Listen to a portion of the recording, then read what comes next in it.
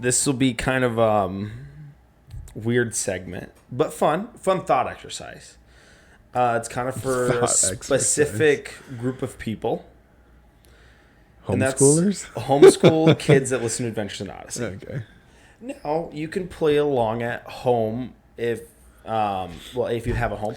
And if you have an imagination, that's all you need. Good thing your tent. It's nice and warm for your tent or your refrigerator box that you got rolling on. So here's the game. In Adventures in Odyssey, there's a thing called the Imagination Station. Okay, you go in it, and using your imagination, you can go and live out either history or. I guess it's history because Room of Consequence is a potential. Yes, is a correct. potential future thing. Yep. So you can go live out some sort of historical moment, biblical moment. Okay. So the thought exercise is if you could go back, and we're going to do specifically, live out something from the Bible. We're going to go Old Testament, New Testament. You can pick one thing, and it's not like a specific moment. You can go kind of a specific story moment kind of thing. Old Testament, New Testament. It says, and so the Imagination Station, it feels like you're there, fully experiencing this moment. We'll go Old Testament first. We'll answer, and then we'll go New Testament. Mm-hmm. Zach, do you have Old Testament? Oh, 100%. The first thing I'll say is, if you've never listened to Adventures in Odyssey, go listen. You've got hundreds of hours. Never too old for Adventures. Never in too Odyssey. old. No, I'm waiting for my daughter to get old enough so I can go listen to it all again. Yeah, my kids fall asleep to Adventures in Odyssey, so they're full homeschooled. So, for me, we were just talking about this in the last segment. There would be something about Moses showing up with his brother Aaron to Pharaoh and saying, "Thus says the Lord God of Israel, let my people go." You want to experience the 10 plagues of Egypt? The plagues, the Red Sea But crossing. from the Israel side. Oh, okay. From the Israeli side, yes. Watching it from Goshen. He wants to be a firstborn Egyptian. My rear end's in Goshen. I ain't going over there. He wants to be a firstborn Egyptian. I say Zach is a firstborn. I am a firstborn make son. sure that blood gets on the That mantle. blood is going all over that lintel of that doorpost, baby. But yeah, but just think about it. Imagine that you're Pharaoh. You're like, no, and the water gets turned to blood. You got frogs, locusts, boils. But the two that I think about the most as far as the plagues, you think about the killing of the firstborn. Mm-hmm. Think about never was a cry ever heard again as there was in Egypt. Well, Can you imagine sleeping that night if you're in Israel? I don't think you would. It doesn't say in the Bible, but there could be. We could think about it. Could be because you trusted God, you slept right through it. Yeah. You know, that could be the grace of God. We don't know. I'm not going to eisegete the text, but the cry of all the deaths of the firstborn and all that. And then, think about it.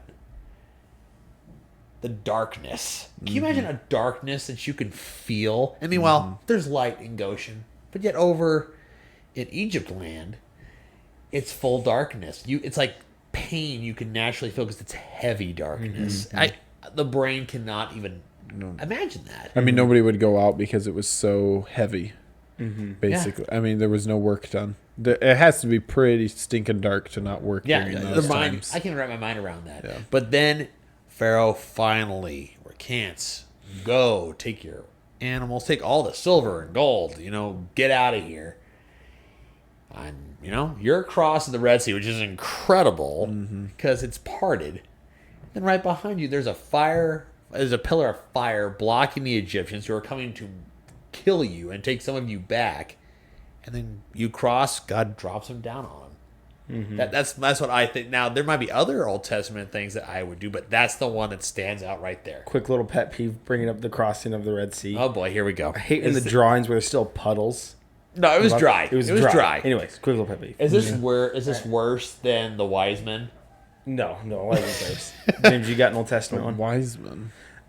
The wise men at the nativity Don't scene? get him started. I can't stand it. But go ahead. Why? Because You had to expound, dude. Because they weren't at the nativity scene. He's got a point. They were not So at the nativity I'm scene. going to do a nativity scene, and I'm going to put the wise men about 3 days' journey away. They're not part of the birth story. Jesus was 2 years old before they showed up. Oh, okay. They came bringing gifts of gold, frankincense, and myrrh. Scents. Why? How would that help after Jesus was just born? Well, he was born. It in would a help stable, if they were so it'd 2 be years old. They then stinky. had to travel to Egypt. Anyways, do you have an Old Testament? Well, I was kind of debating between two. I think it'd be really neat to see like Jericho with Joshua and Jericho, that or David and Goliath, like that battle, that sequence of events there. Like, I don't know what that experience would have been like to see all the Philistines like lined up and you have an entire army just scared out of their wits about it. So I think that would be kind of neat to be at, I don't know, like a fly on the wall kind of a thing, and just experience the whole event. But I had to say this. I made this joke today at work or whatever. Maybe there are some Jewish Philistines there because they're called the Philistines. yeah, boy. I'm joking, but it's funny to me. There's so many stories in the Old Testament. Like me and Zach were kind of playing this game out yesterday, and even talking to Ezra about it. And I think the one that I'm going to go with now is Elijah on Mount Carmel. Watching that whole experiment where he's literally mocking these prophets on The priests of Baal. Priests of Baal, thank you. And mocking this false god, rightfully so, and they can't do anything about it. He's still sleeping. He's still sleeping. Yeah, like Wake him up a that little would bit. be that would be awesome. And then the fire of heaven coming down and consuming everything, and then Elijah goes around and kills all of them. Like, all right, maybe somebody run away or something, but And then they got them all. And then he runs faster than the chariot back to town. yeah. Starting to rain again. 3 year. Yeah, Was it 3 years? I think that would be That hadn't absolutely rained? incredible. Watch. There's a lot of places you could go with that, but I think that would be awesome. That would be cool. Okay, New Testament. Who wants to go first? I'll let you go first on this one. Okay, well, if we want to continue our previous conversation about the nativity scene, I'll go with the nativity scene so I can see the wise men not show up. No, I was right. No, the first one I go to is Saul on the road to Damascus. I think that there's kind of two I go to right now, and it's either that one or when John the Baptist baptizes Jesus. On the dove, the Holy Spirit. That comes out from one the of dove. those two Yeah. moments I think could be just incredible moment, and just to see the light shine down from it, like just a moment like that, I think would just be incredible to witness. But I'll go with, it was the first one I had, Saul on the road to Damascus. I don't know. It kind of just came to mind and be kind of intriguing.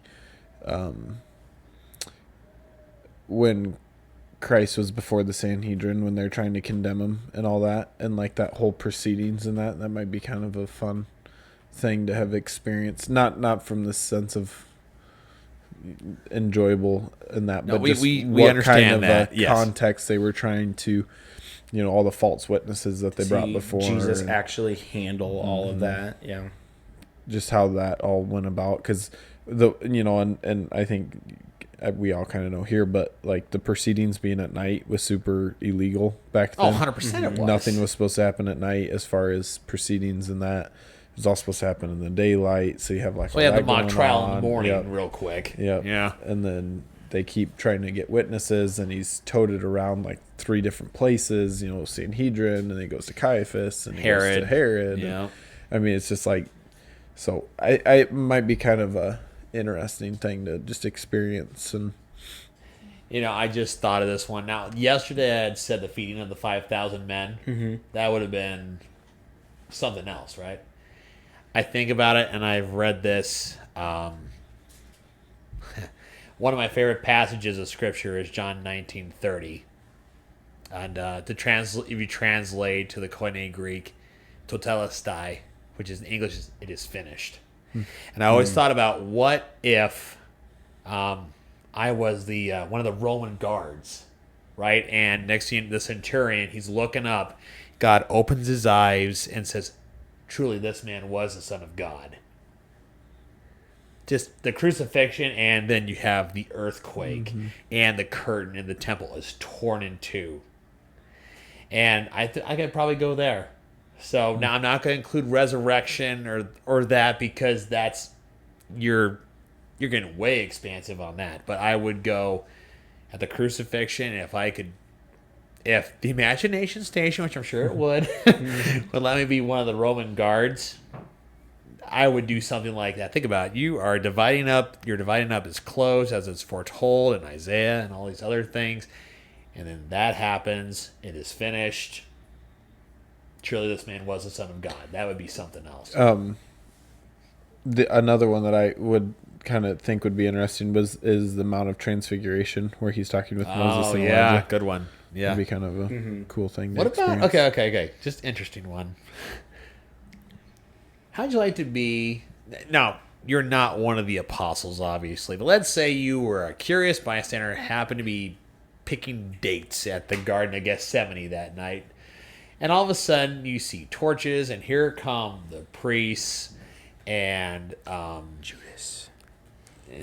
Judas, we know.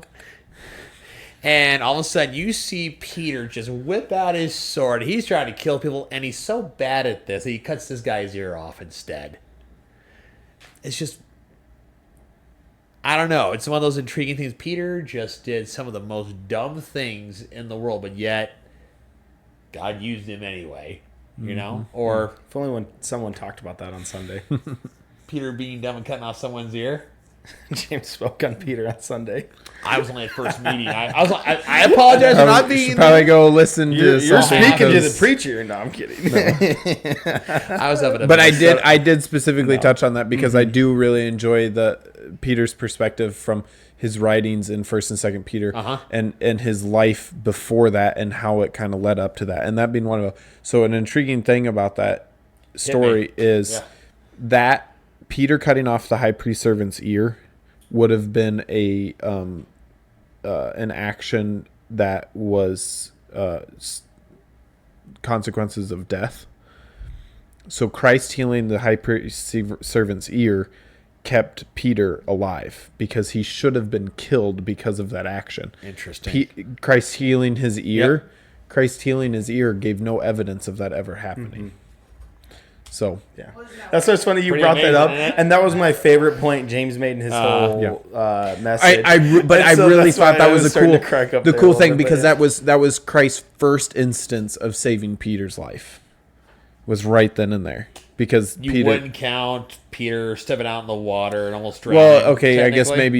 maybe you could say it's Depending second on then, what yeah. what? Okay, But I'm just I know saying, what you're like Peter he could have swam, so whatever. Maybe he Not in that kinda- storm. Anyway, not in that storm, right? I know what you mean. But it was that instance of right then and there, like Yes, that correct. that would have been one of those things that proceeding would have led to death. Okay, real of quick, Peter. one Anyway. more then, just for fun. Okay. What about the whole book of Revelation?